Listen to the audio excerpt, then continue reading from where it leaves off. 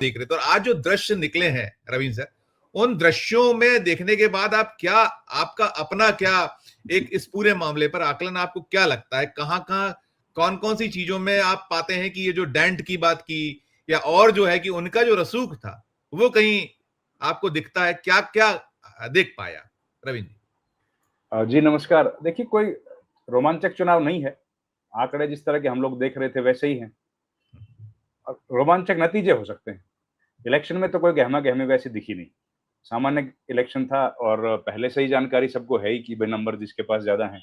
लेकिन उसके बावजूद भी अच्छा कैंडिडेट इंडिया गठबंधन ने दिया, तो थोड़ा सा रोमांच तो पैदा किया लोगों के बीच में कि कम से कम एक फाइट हो या इश्यूज को रेज किया जाए। बीजेपी के उम्मीदवार गायब रहे, वो दिखाई नहीं दिए। उन्होंने ना कोई प्रेस कॉन्फ्रेंस करी, ना किसी लोगों से मिले।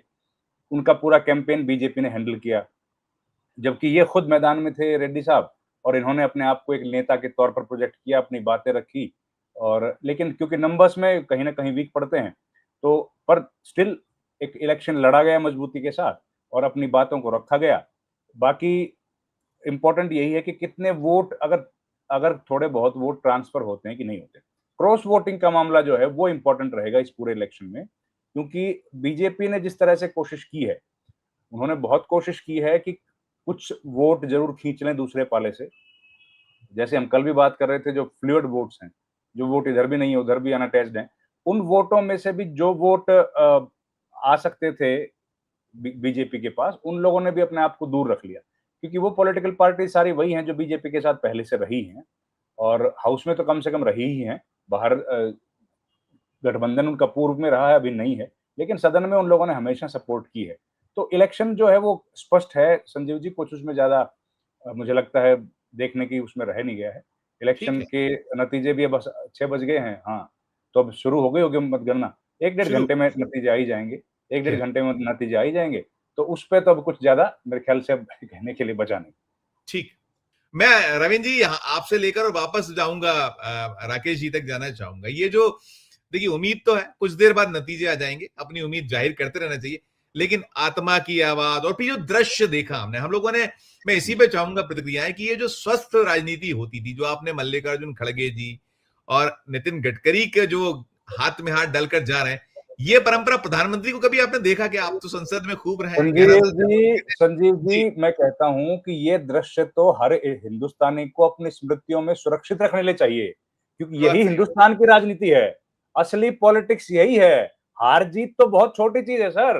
असली हुकूमत, प्रदीप भाई आप बता दो, एक दिन हमने कभी देखा हो किसी टेबल पर एक पार्टी के व्यक्ति को बैठे? सेंट्रल हॉल में हर पॉलिटिकल पार्टी के लोग साथ चाय पीते हैं सर, एक दूसरे के साथ बैठते हैं, वही पत्रकार बैठते हैं। उससे बढ़िया तो भाईचारा संसद के भीतर जो है, उससे बढ़िया भाईचारा तो कहीं है ही नहीं। और मैं, मुझे बड़ी खुशी होती है संजीव भाई ये बात बताते हुए, और मैं हर प्लेटफॉर्म पे बताता हूं कि जितना प्रोफेशनल एटीट्यूड मैंने हिंदुस्तान के सांसदों का देखा है ना, मैंने कहीं देखा नहीं ऐसा। सदन के भीतर जब हाउस चलता है तो एक दूसरे के मुद्दों पर खूब एक दूसरे का विरोध करना। जैसे ही सदन में घंटी बजती है कि हाउस एडजन हो गया, वैसे ही एक दूसरे के साथ मिठाई खाना। इससे बढ़िया आपको क्या मिलेगा बताइए? व्यक्तिगत ताल्लुकात आपके जो हैं, उनको बहुत उचले स्तर पर रखा गया है।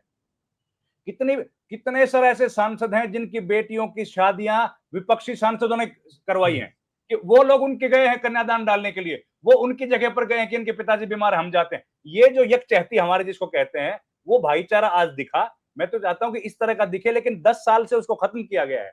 हर व्यक्ति को दूसरे के खिलाफ खड़ा कर दिया गया, और सदन के भीतर अगर कोई राहुल गांधी से हाथ मिला ले तो उसको पार्टी के विरोध में बोल दिया जाता है। ये बहुत गलत परंपरा स्थापित की गई है। कम से कम चले, गडकरी साहब ने हिम्मत करी, गडकरी साहब ने ये दृश्य दिखाया दुनिया को कि भैया भाईचारा अभी भी बना हुआ है, और कुछ लोग ऐसे हैं जो अटल बिहारी वाजपेयी की परंपरा को किसी तरीके से आगे बढ़ाते हुए दिख रहे हैं। ये बड़ा पॉजिटिव है। दूसरा सर, ये एक आज ज्ञानेश कुमार के लिए बड़ी दिक्कत फिर से हो गई। वो महिला सांसद वोट डालते हुए उनकी वीडियो आ गई बाहर, सबके आ गए। आ गए, आ गए। अब कैसे होगा? बिल्कुल, बिल्कुल, महिला बिल्कुल। सांसदों का जो वोट डालते का वीडियो है वो बाहर आ गया, तो अस्मिता वाला मामला अब क्या जमेगा क्या, या वो सवाल खत्म हो गया? जवाब तो देना होगा, जवाब तो देना, उन्हीं को देना होगा, जवाब तो देना होगा। वो कह रहे थे कि नहीं हाँ, जाना चाहिए, कहां से अब आ देखिए गया निकल। वो वीडियो सारे बाहर आ गए। प्रियंका गांधी वोट डाल रही हैं, सारे सांसद जो महिला सांसद है वो वोट डाल रही हैं, और उनके वीडियो सीसीटीवी से बिना ही कैमरा लगा लगा के बाहर आ गए। तो वो थोड़ा सा मुझे लगता है ज्ञानेश जी बताएंगे उस बारे में भी। और एक बात बस मैं ये बोल दूं पंजाब के बारे में, ये प्रधानमंत्री के वीडियो, अब मेरी रिक्वेस्ट ये है कि एक बार चला भी दें अगर उस दृश्य को, तो ज्यादा मैं अच्छा दिखा रहेगा। देता हूँ, वो दृश्य मैं दिखा देता हूँ। देखिए वो बैठक का दृश्य मैं दिखाता हूँ, मुझे हाँ, भी वो विस्मय मैं हुआ। इसलिए कह रहा हूँ कि उस ये दृश्य में देखिए, मुझे यार, मुझे संजीव भाई, मुझे उसमें कोई मंत्री नहीं दिखा। या हो सकता है हम लोग पहचान ना पाए, राजू भाई होते तो बता देते। लेकिन ये बिट्टू तो खैर हैं, लेकिन ये बीजेपी के नेता वहां क्या कर रहे हैं? ये तो प्रधानमंत्री की सारे बैठक सारे है ना, ये बीजेपी के बीजेपी नेता, की। बिल्कुल सारे बीजेपी के नेता, सारे ये बीजेपी के बीजेपी नेता। के, ये देखिए दो लोग, कम से कम 3 लोगों को तो मैं देख रहा हूं जो बीजेपी के नेता हैं, और उनके सुनील पास जाखड़ है, कोई सुनील सरकार में जाखड़ है, जिम्मेदारी है नहीं। सरकार में बिल्कुल। जिम्मेदारी नहीं है उनके पास, कोई मंत्री नहीं है वो। तो ये बीजेपी के प्रदेश अध्यक्ष वहां पर हैं, ये चुग साहब जो जनरल सेक्रेटरी बीजेपी के, ये वहां पर हैं, और एक रमन मलिक है शायद। ये 3 सांसद लोग जो हैं, ये तीनों लोग सरकार का हिस्सा नहीं है। ये लोग बीजेपी का हिस्सा जरूर हैं, बीजेपी के पदाधिकारी हैं। जब बीजेपी के पदाधिकारियों को बुला लिया, तो आम आदमी पार्टी, अकाली दल के लोगों को क्यों नहीं बुलाया? वो लोग भी तो बाढ़ में मदद कर रहे हैं। कांग्रेस के लोगों को क्यों नहीं बुलाया? ये कि पॉलिटिकल पार्टी का कोई कार्यक्रम थोड़ी था।